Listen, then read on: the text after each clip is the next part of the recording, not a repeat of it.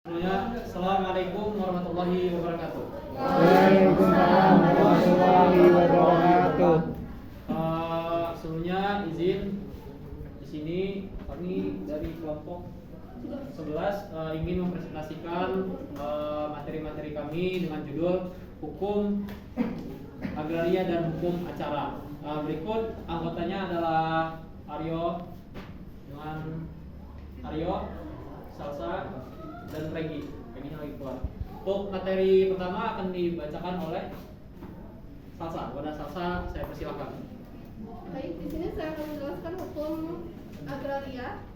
Hukum agraria merupakan suatu hukum yang mengatur tentang hukum agraria yang berisikan tentang air, tanah, dan hukum tanah dan air, serta pertambangan, kehutanan, perikanan, serta ruang angkasa dalam wilayah negara, dan mengatur pada wewenang yang bersumber pada hubungan-hubungan tersebut. Yang selanjutnya yaitu ada asas-asas hukum agraria. Yang pertama yaitu ada asas nasionalisme. Yang asas ini menyatakan bahwa setiap negara Indonesia dapat membedakan antara laki-laki dan perempuan, baik asli maupun keturunan, memilih hak atas tanah dan hubungan antar bumi dan ruang angkasa. Yang kedua yaitu ada asas dikuasai negara. Asas ini menyatakan bahwa bumi, air, ruang angkasa, serta kekayaan alam yang terkandung di dalamnya. Yang ketiga yaitu ada asas hukum adat yang disanggar, yaitu asas ini menyatakan bahwa hukum adat yang bersih dari segi negatif dapat dijadikan sebagai hukum agraria. Yang terakhir yaitu ada asas fungsi sosial. Asas ini menyatakan bahwa penggunaan tanah tidak boleh melanggar maupun bertentangan dengan norma kesusilaan maupun keagamaan.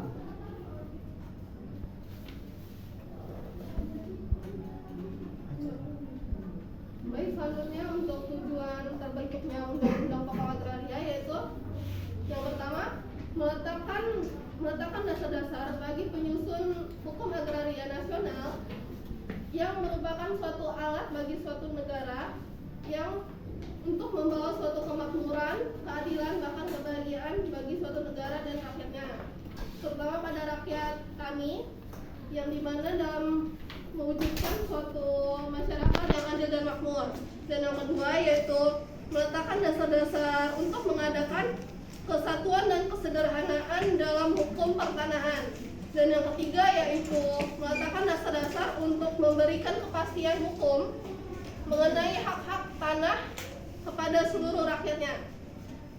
Selanjutnya yaitu hukum acara. Hukum acara ini biasa kita kenal sebagai hukum prosedur atau peraturan peradilan, yang mana artinya sebagai serangkaian aturan yang mengikat dan mengatur tata cara dijalankannya persidangan pidana, perdata, bahkan tata usaha negara. Hukum acara ini dibuat untuk menjamin adanya sebuah proses hukum yang semestinya dalam menegakkan hukum. Nah, yang terakhir ada materi macam-macam hukum acara di Indonesia. Ya, macam-macam hukum di Indonesia terbagi atas 5 macam. Yang pertama yaitu adalah hukum acara pidana. Hukum acara pidana adalah hukum yang mengatur bagaimana negara melalui perangkat negaranya melakukan pidana dan menjatuhkan pidana terhadap sanksi tersebut. Yang kedua ada hukum acara perdata. Hukum acara perdata adalah adalah serangkaian kaidah, prosedur, dan peraturan hukum yang melaksanakan peraturan tentang pelaksanaan formil hukum. Yang ketiga ada hukum acara peradilan. Hukum acara peradilan agama. Menurut pasal 54 nomor 7 tahun 1999, hukum peradilan agama adalah hukum acara perdata yang berlaku di lingkungan peradilan umum. Dan yang terakhir ada hukum acara Mahkamah Konstitusi. Hukum acara Mahkamah Konstitusi adalah hukum formil yang berfungsi untuk menegakkan hukum materialnya, yaitu bagian dari hukum konstitusi yang menjadi wewenang Mahkamah Konstitusi. Sekian presentasi dari kami. Jadi kesimpulan dari materi kali ini adalah yang pertama ada hukum agraria. Jadi hukum agraria itu adalah hukum yang mengatur keagrarian atau sumber daya alam di suatu negara. Jadi hukumnya yang mengatur sumber-sumber daya alam di suatu negara. Contohnya seperti tanah, air, tambangan, dan lain-lain. Dan yang kedua ada hukum acara, yaitu hukum yang mengatur jalannya suatu hukum. Misal dari hukum pidana, hukum perdata, dan hukum-hukum yang lainnya. Mungkin di sini ada yang ingin ditanyakan dari materi kami. Kami persilahkan kepada seluruh audiens yang ada di sini untuk menanyakan pertanyaannya. Ya ada, silakan.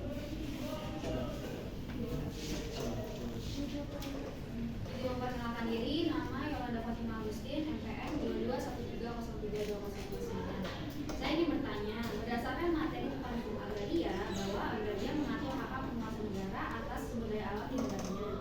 Maka, sejauh apakah kewenangan pemerintah daerah dalam pemerintahan dalam negara? Sekian pertanyaan saya. Ya, ada lagi yang tanya? Baik, sebelumnya dimulai lagi nama saya Yosi Agustan Prabowo Menurut dengan NPM 2213032055. Izin bertanya, mengapa hingga saat ini kasus-kasus mafia tanah yang ada di Indonesia sulit diungkap? Padahal di kabinet presiden sudah ada kementerian ATR, yaitu Kementerian Agraria Tata Ruang. Itu pertanyaan dari saya. Terima kasih. Selanjutnya, Jesse. Gus, geser Gus.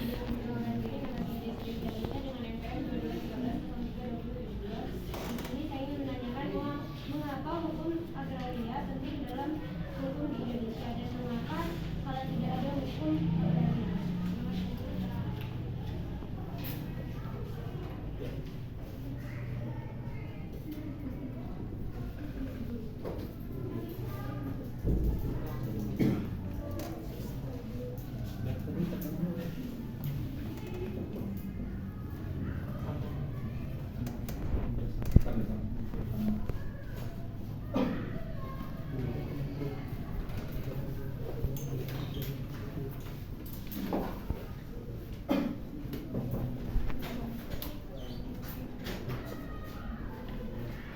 Baik, saya akan menjawab pertanyaan dari Jesse Ganda.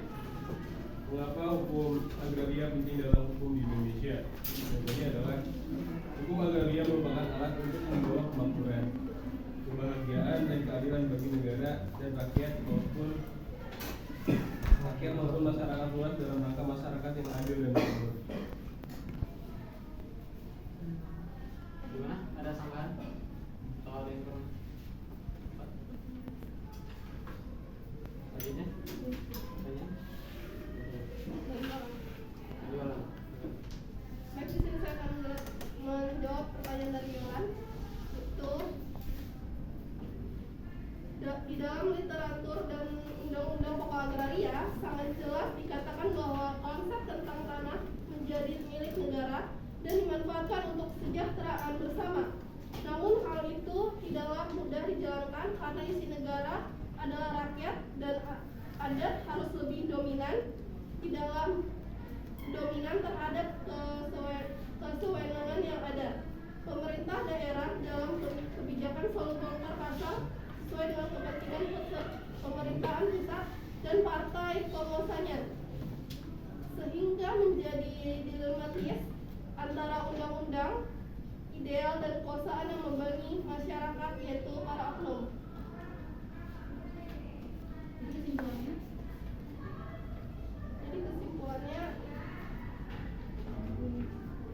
Seberapa jauh kewenangan pemerintah daerah dalam kesimpulannya?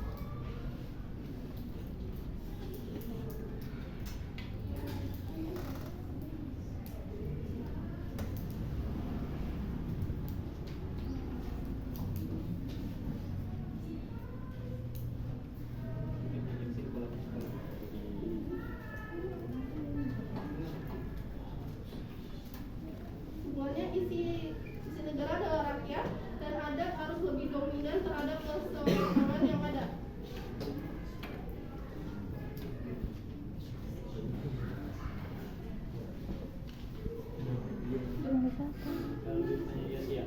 Pertanyaan ketiga dari Yosia, mengapa mafia tanah itu sulit diungkapkan karena padahal di kabinet presiden sudah ada kemungkinan ada karena mafia tanah selalu menyerobot tanah kosong yang lama tidak terpakai. Kemudian bekerjasama dengan pihak BPN untuk mengubah data di pusat data dan informasi atau Pusdatin, ATR atau BPN, sehingga sertifikat tanah tersebut keluar atas nama sang mafia, sehingga akan ada 2 sertifikat atau sertifikat ganda. Berarti menambahkan aja bentar. Apa ya, masih banyak di Indonesia ini kan banyak tanah-tanah yang belum terdaftar ataupun dalam artian belum ada sertifikatnya gitu. Kayak misal di kampung gua aja, kampung saya aja banyak tanah-tanah yang sekedar klaim gitu, sekedar klaim bahwasanya ini tanah nenek moyang saya gitu. Itu belum ada sertifikat ataupun notaris dari daerah tersebut gitu. Jadi mungkin itu crack ataupun miss-nya. Jadi beberapa masyarakat itu harus gercep gitu ya, mendaftarkan tanahnya ke notaris biar nggak diambil ke mafia tanah itu sekedar tambahan aja. Izin menyanggah.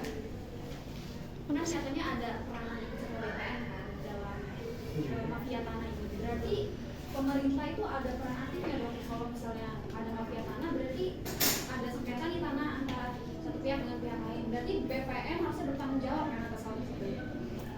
Kenapa malah BPN ikut dalam penyelesaian tersebut?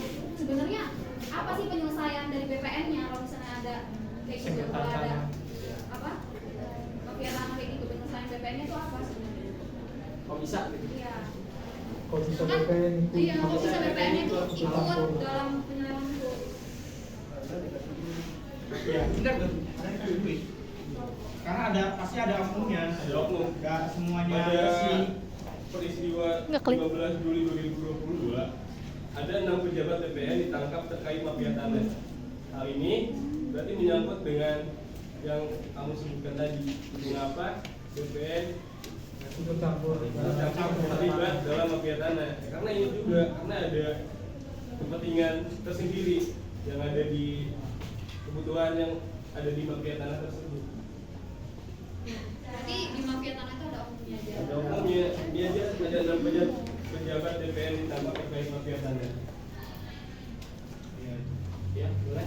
Nah, jadi kalau misalnya setelah ternyata ada 2 orang yang terlibat kasus permafian tanah dan orang BPN itu tertangkap, bagaimana cara mengembalikan surat-surat tanah kepada 2 orang terhadap pembeli yang dirugikan ternyata itu adalah hak milik orang lain dan orang lain itu yang haknya diambil oleh pembeli tadi.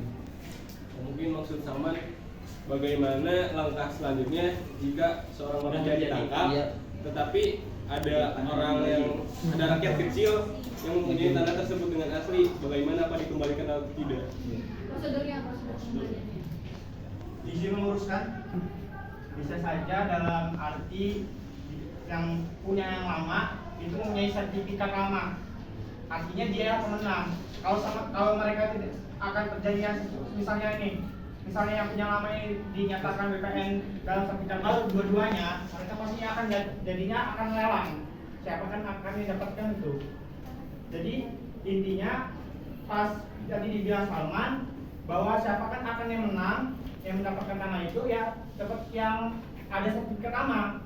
Kalau mereka 2 sertifikatnya baru semua, itu akan terjadinya lelang. Siapa kan yang dapat tanah itu? Berarti ditangkap yang paling lama ya? Iya, banyak sertifikat lama. Nah, kalau buat BPN juga, mereka kayak misalnya nih PTPN 7 mempunyai tanah tersebut. Nah, tapi kan warga itu nggak tahu ya semuanya ya, bahwa itu tanah punya PTN 7. Mereka buat sertifikat saja. Padahal aslinya ada lagi yang paling lama gitu sih.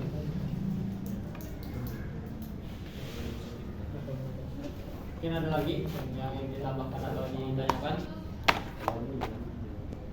Nah, cara mengatasi hal kayak gitu gimana sih? Cara ngatasinnya? Karena soalnya banyak loh orang-orang tuh punya rumah tapi nggak punya sertifikat. Ya, mungkin utamanya adalah dengan mendaftarkan tanah tersebut ke notaris supaya mendapatkan sertifikat. Gitu. Nanti cara mengatasinya itu dia menanya-nanyakan itu bagaimana cara membuat sertifikat tersebut, tidak diam saja. Kalau kita diam saja itu bisa diklaim orang, meskipun kebangunan yang ada, tanahnya sertifikat tidak ada, itu akan diambil dia. Karena sertifikat tadi misalnya nih sebelahnya kosong nih ya, di sini ada bangunan.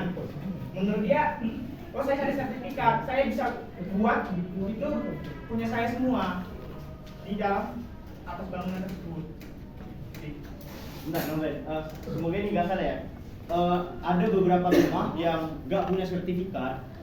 Itu sebenarnya dulu itu kan, misalnya dulu antara 20 tahun dia menetapkan bahwasanya tanah itu hanya sekedar untuk dijadikan sebagai lahan pertanian, bukan lahan untuk tempat tinggal. Nah, setelah 20 tahun itu dia tetap di situ dan tidak pindah ke tanah yang lain. Maka dari itulah yang menjadi titiknya gitu. Bahwasanya itu tuh bukan tanah untuk tempat tinggal, tapi tanah untuk lahan pertanian.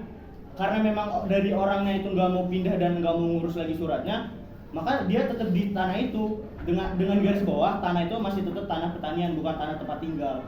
Semoga ini nggak salah ya. Mungkin harus di cross check lagi sama kalian gitu. Itu aja sih.